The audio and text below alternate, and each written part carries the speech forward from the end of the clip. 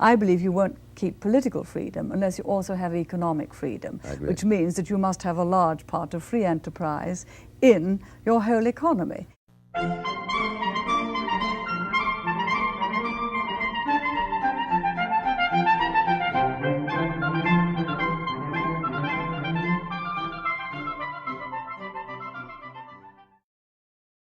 There are two ways in which any government can proceed. One is a way based on what you and I would call a free society, which is enshrined right at the heart of the American Constitution. The other one is a way which allows only one view, both of economics and politics, in which almost everything is either owned or controlled by the state, including the media, including the ideas, including freedom of discussion and everything. There is no freedom of discussion. Now, between those two ways, the free society and the totally controlled society, there are, of course, variations. I think what we've learned in Britain is that we've gradually, over the last certainly 12 or 13 years, with perhaps a little interruption, gone slowly further and further away from the free society towards something else.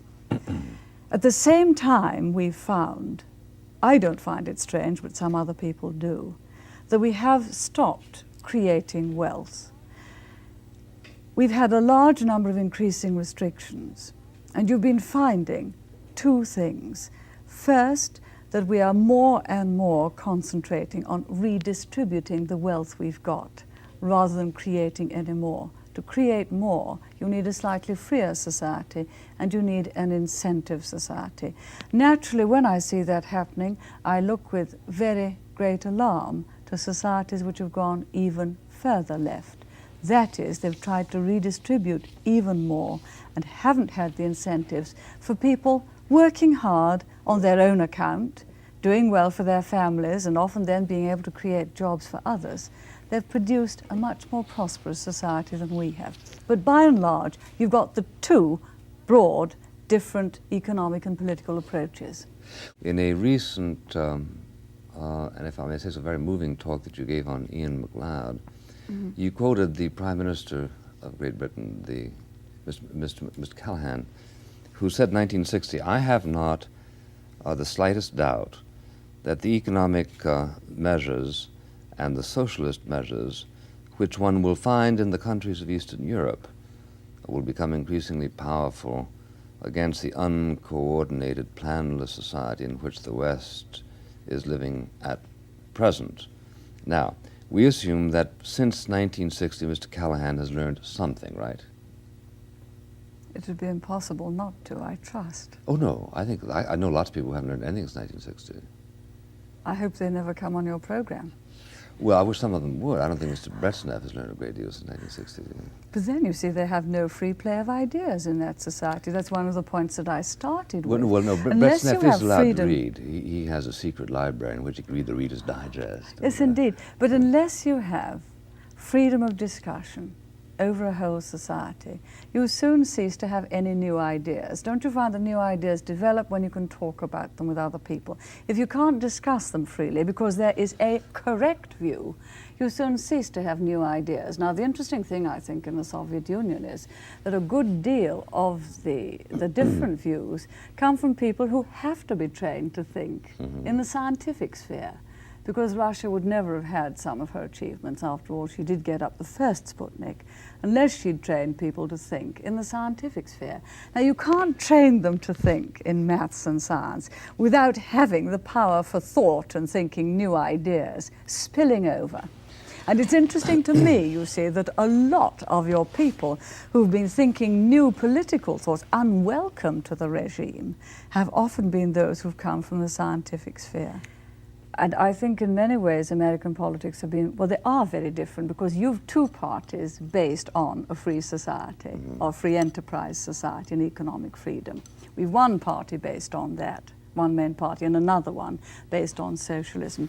But you see, for years now in British politics, this word, you must use it, consensus, has reared its head. You must have a consensus. It's a word, again, you used not to use when I first came in politics. We had convictions. And we tried to persuade people that our convictions were the right ones. And it's no good having convictions unless you have the will to translate those convictions into action. But politics was more, if you had convictions, than a matter of multiple maneuverings to get through the problems of the day. I often think when you're going for consensus, so often it means that those who believe, as I believe, tend to give in to the left wing and you steadily move further and further left. Now, I'm in politics because of conviction, but I know that the last election, the previous election, was fought in Britain on what I think is one of the most damning sentiments ever uttered. And it was by the predecessor to Mr. Callaghan, Harold Wilson. What the British people wanted, he said, was a bit of peace and quiet, anything for a quiet life. Now you know and I know that this is the great drag on democracy, that people will say, does my voice count? Can I do anything? And therefore they leave it to a tiny, well-organized minority. Now you ask, have people learned? Yes, they are learning that if you do leave it to that tiny, well-organized minority, unpleasant things happen. Unpleasant things happen, and you then recoil from that. In part, you expect your politicians to do something about it. The question is whether the people themselves will back up the politicians. What is it that ultimately transforms experience into guidance? I give you a recent example. It's conviction and determination. Well, it's also surely it's a hierarchy of values, isn't it? Because if by experience you find that you lose a certain amount of liberty in return for a precarious security, yes, you decide what matters to you. And you don't mind, then you don't. Yeah, you call it a hierarchy of values. I say what matters to you, and if I lose liberty, then it takes away the basic reason for living. So what is if you're the sort of person who doesn't mind about having any liberty, provided you've got a house and food coming to you and you will do what you're told to do, then perhaps you won't mind. I suppose it's the difference between being born free and living life like an animal at the zoo in a cage. Yeah. All right. Some animals do live lives in cages. But I mean, for me, freedom is part of life. It's also, well, I only use that as an example to show that the difference between, you can have total security without any freedom. Sure. But now, I was about to some people, that would be attractive, not to me at all. I was about to give you an example of something recently written by an eminent professor of economics called George Stigler, the University of Chicago. And he said, you know, there are a few things that economists know with the force of certitude. There are a huge number of things about which we are very vain that we don't know at all. But certain things we do know. And one of them, for instance, is that minimum wages will not raise the level of income. Now, he said, any further demonstration of this is entirely supererogatory. It's just known.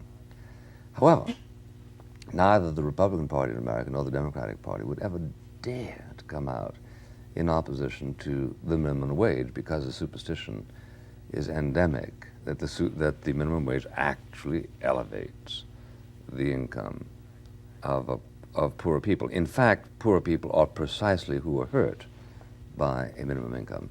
Now, in the British experience with socialism, there must be counterparts to the minimum wage.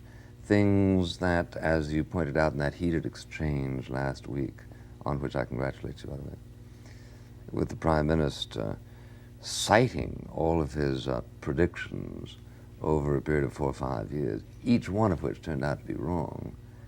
Question, what is it that people learn from this experience, or is there something that prevents them from learning in the light of the depreciated value of human freedom? I think there are two things. Well, there's an awful lot in what you said, and I'll just try to remember it all. But you can learn quite a lot from experience. That's one thing. There's something after that. have you the will and determination to do anything about it? Why should you not Or- have? Well, I'm afraid some people don't. I mean, just the lack of the exertion or They the would, risk? the exertion. They would prefer to take the easy way.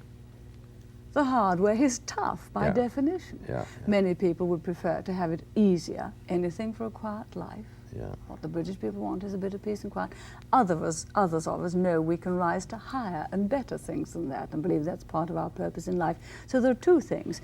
One, you recognize what is happening. Two, are you prepared to do anything about it?